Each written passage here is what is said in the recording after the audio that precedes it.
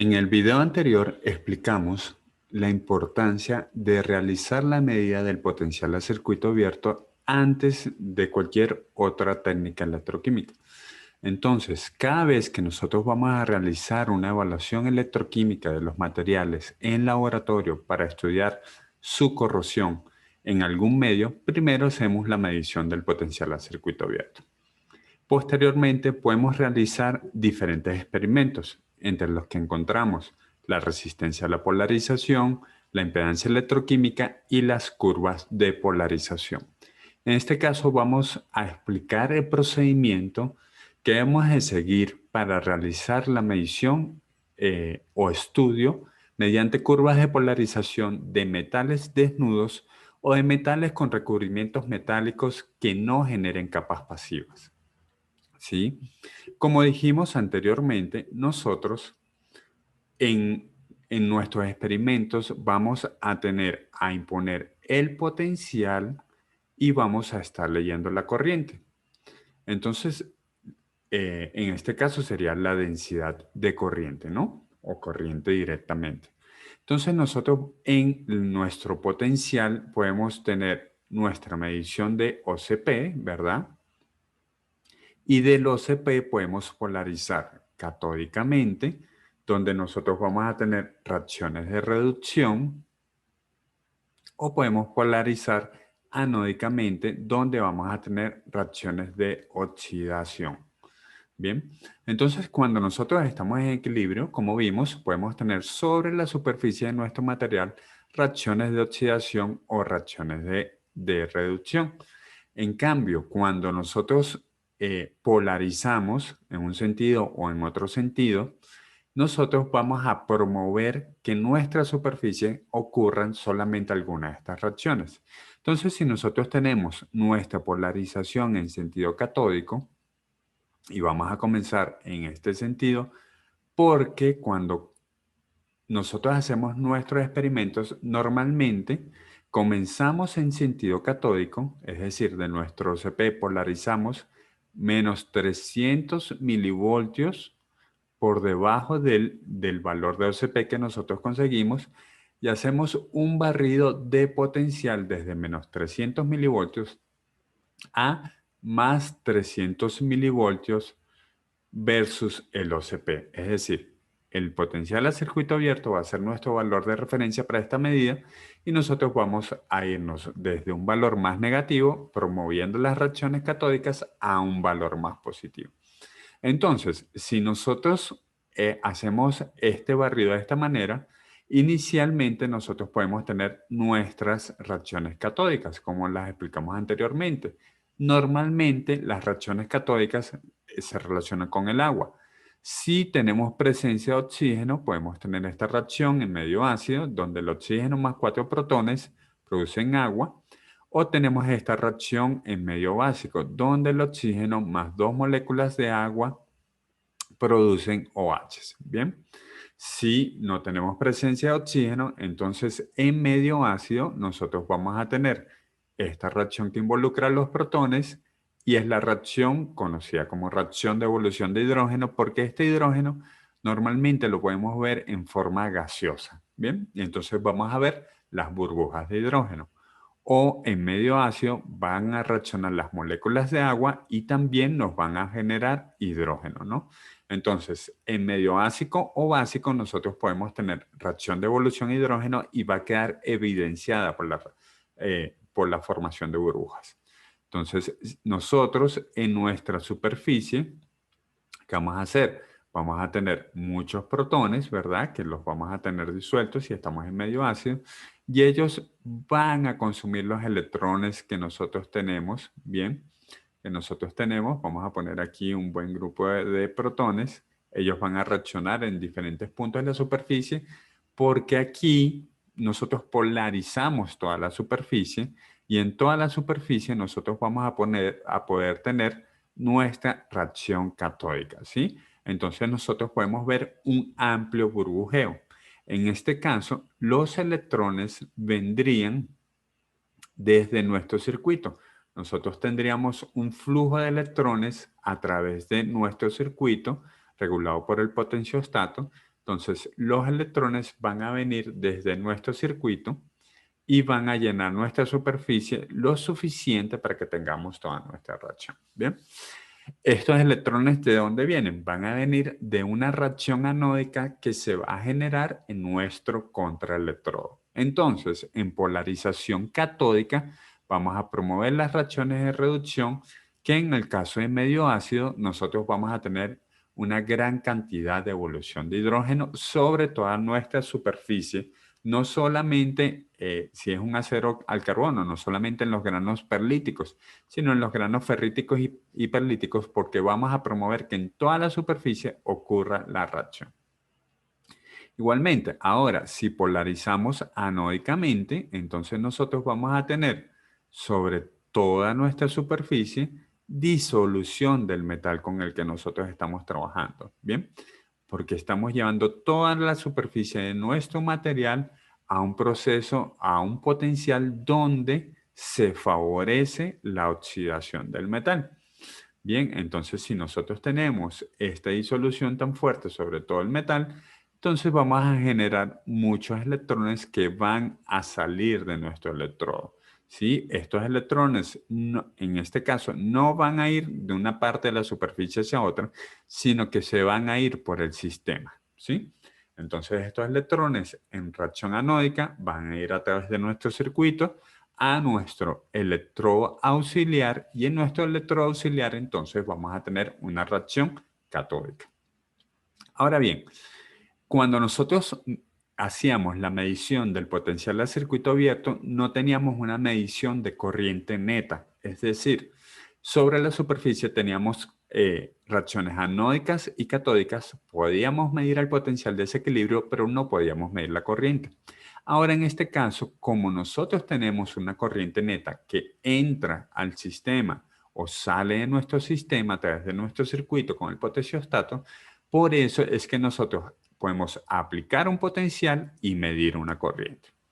Ahora, ¿cómo se verían esos resultados, no? Si nosotros hacemos nuestras curvas potencial corriente, ¿sí? Nosotros vamos a tener nuestro potencial de equilibrio. Aquí estamos graficando potencial y la respuesta a la corriente con la variación del potencial. Entonces nosotros comenzaríamos aquí de nuestro OCP, ¿verdad?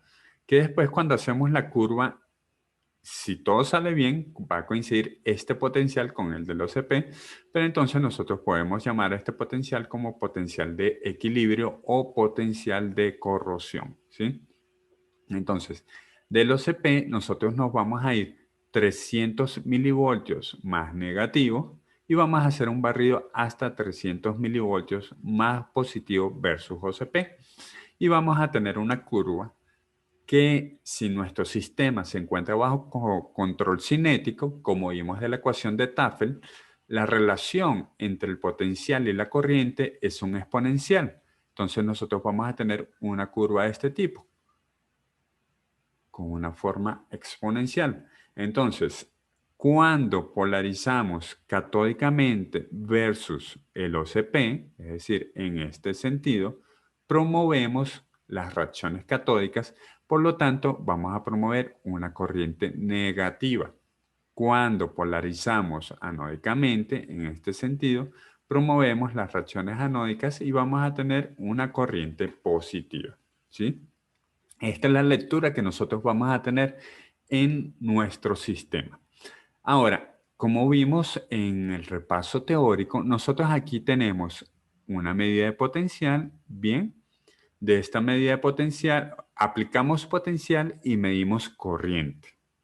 De la corriente, nosotros podemos calcular densidad de corriente dividiendo la corriente entre el área de nuestro electrodo. Y ahora, para hacer el análisis de Tafel, nosotros podemos hacer dos cosas. Uno, directamente graficamos el potencial versus la corriente y aplicamos eje logarítmico. Entonces, para eso necesitaríamos tener el módulo de la densidad de corriente. Entonces, si nosotros hacemos este análisis, en vez de tener una exponencial, nosotros tendríamos líneas rectas, ¿verdad? Por la relación exponencial, entonces tendríamos en la zona catódica una línea recta y en la zona anódica una línea recta. Bien, nosotros también podemos hacer eso. O graficamos la corriente y ponemos el eje logarítmico, o calculamos, nosotros aquí podemos calcular el logaritmo de la corriente, ¿verdad? En nuestras hojas de cálculo. Y de una vez graficamos el potencial versus el logaritmo del módulo de la corriente, ¿sí? Esto, como ven, el gráfico va a dar igual, pero hay algo bien importante. Cuando nosotros estamos en el gráfico de arriba, si nosotros nos paramos en este punto, lo que tenemos aquí directamente es el potencial y lo que tenemos aquí directamente es la corriente. La podemos leer directamente en la curva. Si nosotros nos paramos en este punto, en el gráfico inferior, leemos aquí el potencial, pero lo que leemos aquí no es la corriente. Leemos el logaritmo de la corriente. Entonces, para el análisis e interpretación de los datos, yo prefiero graficar con el gráfico que tenemos en la parte superior, ¿sí? Igual se puede hacer indistintamente y la gente lo evalúa indistintamente. Entonces, aquí, ¿qué tenemos? Nosotros medimos OCP, polarizamos desde menos 300 milivoltios hasta más 300 milivoltios y graficamos en un eje semilogarítmico. Entonces nosotros ahora podemos utilizar las ecuaciones de las pendientes de Tafel y podemos leer las pendientes de Tafel. ¿Qué debemos de hacer? Primero, vamos a agarrar y vamos a trazar de nuestro potencial, que aquí tenemos como nuestro potencial mínimo, que si todo sale bien coincide con el potencial del circuito abierto, si no está bastante cercano. Si este potencial no es cercano al potencial del circuito abierto, es que realmente nuestro electrodo no llegó a estar en equilibrio y debimos de medir el potencial del circuito abierto más tiempo. Entonces vamos a trazar una línea recta menos 30 milivoltios y una línea recta más 30 milivoltios de ese valor que nos está dando. ¿Sí? Entonces aquí tenemos menos 30 y más 30 milivoltios. Por encima de estas líneas es que nosotros vamos a trazar nuestras pendientes de Tafel. Bien, entonces vamos a trazar una pendiente que coincida con la curva por debajo de la línea menos 30 para la rama catódica y una pendiente que coincida con la curva por encima de más 30 para la rama anódica. ¿Por qué nosotros tenemos que tomar estos límites de menos 30 y más 30? Porque cuando nosotros estamos cerca del potencial al circuito abierto, del potencial de equilibrio, que nosotros vamos a conocer después, que de aquí vamos a sacar el valor de potencial de corrosión. Cuando nosotros estamos en esta zona, la corriente catódica se ve afectada por la corriente anódica y la corriente anódica se ve afectada por la corriente catódica. Por eso no es bueno que nosotros hagamos los cálculos en esta zona. Bien, una vez que nosotros trazamos nuestras pendientes, entonces ahora hay un procedimiento muy sencillo. Agarramos una recta en décadas de corriente, bien, las trazamos. Estas quedaron un poquito dobladas, las trazan bastante recto.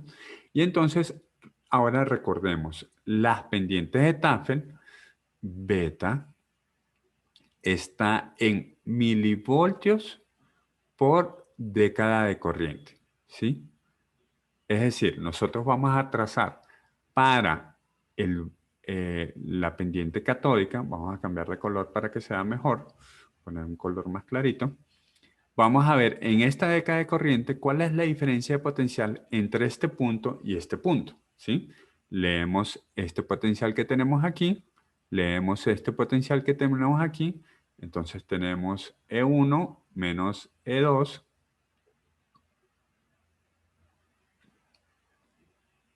y con eso tenemos la diferencia de potencial, el delta E. Lo igual, y hacemos igual para, este sería delta E catódico, ¿sí? Hacemos lo mismo para la rama anódica y entonces vamos a tener nuestras diferencias de potenciales. Y esto nos puede dar unos valores, por ejemplo, si nosotros tenemos la reacción de disolución del hierro, aproximadamente pudiera ser unos 70 milivoltios de acuerdo a la experiencia, ¿sí? Milivoltios por década de corriente, recordemos que lo reportamos así, y en la rama catódica sería menos 110, 120 milivoltios por década si estamos evaluando la reacción de evolución de hidrógeno. Bien, entonces nosotros con este procedimiento podemos calcular las pendientes de Tafel de forma gráfica directamente. En una próxima entrega vamos a ver cómo lo hacemos con los datos sin la necesidad de graficar. Bien, y de este gráfico ya tenemos entonces el cálculo de beta A, el cálculo de beta A, que es la pendiente anoica, el cálculo de beta C, que es la pendiente catódica, y podemos sacar otros dos datos bien importantes. Nosotros vamos de este punto donde coinciden las dos pendientes, si nos vamos al eje de las X y leemos la corriente, esa va a ser I-core. Y si del punto de coincidencia nos vamos al eje de las Y, ese va a ser nuestro E-core. Entonces tenemos nuestro potencial de corrosión, nuestra corriente de corrosión, la pendiente anoica y la pendiente catódica. Ahora, del I-core nosotros podemos sacar algo muy importante, que es la velocidad de corrosión, porque el I-core está vinculado directamente con los electrones que reaccionaron y con eso nosotros podemos calcular los moles de material que reacciona con los moles la masa. Bien, entonces podemos calcular la velocidad de corrosión. Y hay otra cosa bien interesante que es la resistencia a la polarización. Con todos estos datos nosotros podemos calcular la resistencia a la polarización, que es una medida de qué tan susceptible es el material a corroerse. Entre mayor es el valor de resistencia, menos tendencia a corroerse. Bien, entonces toda esta información nosotros la podemos sacar de un solo experimento. Por eso este experimento es tan útil. Bien, nos va a ser útil para diferentes cosas. Ahora quiero explicarles rápidamente, vamos a modificar esta curva un momento, qué pasa en algunos casos, ¿sí? Nosotros, como vimos aquí, y lo hemos repetido varias veces, nosotros este tipo de análisis, cuando hacemos polarización de menos 300 a más 300 milivoltios, lo utilizamos para metales desnudos o metales con recubrimientos metálicos que no tiendan a pasivarse. ¿Por qué? Porque hacemos un análisis mediante las pendientes de Tafel que vienen de las ecuaciones de control cinético. En algunos casos, nosotros vamos a ver curvas como esta, ¿sí? Vamos a ponerla aquí. Ya, me salió un poco mal. Vamos a repetirla. Curvas de este tipo. Donde si nosotros intentamos calcular la pendiente de Tafel en este valor negativo, si hacemos la aplicación de menos 70, nos daría unos valores muy, muy negativos de pendiente, con unas pendientes muy altas, ¿no? Entonces estas pendientes muy altas que no se ajustan a las ecuaciones, nosotros aquí posiblemente no estemos bajo control cinético, sino estemos bajo algún otro tipo de control, un control mixto, ¿sí? O un control por transporte. O también tengamos algún efecto de la resistencia que se conoce como caídas IR, que también lo veremos en una próxima entrega. Entonces, cuando nosotros tenemos estas pendientes tan altas, nosotros tengamos cuidado con los valores que estemos reportando, ¿sí? Porque no estamos seguros si esos valores corresponden a un control cinético. Bien, posiblemente tengamos un control por el transporte de las especies a la superficie o tengamos alguna resistencia en nuestro sistema que nos esté modificando nuestros datos. En conclusión, nosotros hacemos este procedimiento que está escrito en la norma ASTM G3, aplicamos una polarización de menos 300 milivoltios a más 300 milivoltios para los metales desnudos. Lo hacemos después de tener una hora de OCP. De aquí podemos tener la pendiente de Tafel anoica, catódica, I-core, E-core y la resistencia a la polarización. Bien, Y esto, como lo dijimos y lo hemos dicho muchas veces, este análisis es válido si nos encontramos bajo control cinético. En el próximo video vamos a estar viendo cómo se realizan las curvas de polarización y cómo se interpretan cuando nosotros estamos con un metal que se pasive, como los aceros inoxidables.